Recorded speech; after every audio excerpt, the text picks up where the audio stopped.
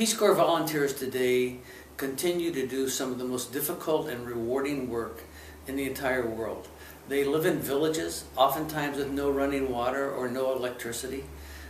They provide health care. They do agricultural work. They work with groups and organizations to develop micro-enterprise projects so that their own work can be self-sustaining after the Peace Corps volunteer leaves. They do HIV/AIDS work.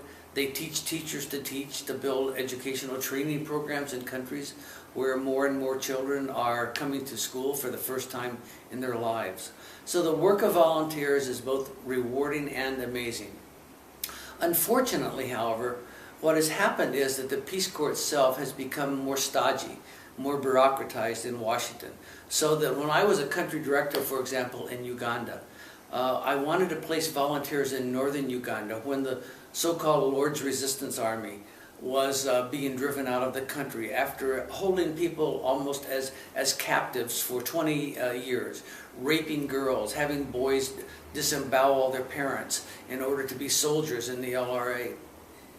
Once the LRA was driven out of northern Uganda, we needed to get Peace Corps volunteers up there urgently and quickly because people were returning from displaced persons camps and needing to go back home to their villages and find water again and plant crops and so on.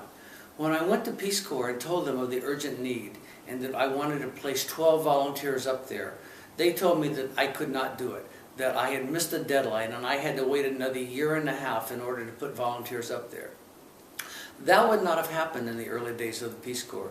It's unconscionable that that would happen, and it's a clear example of a bureaucracy placing itself first and making the peasants come last.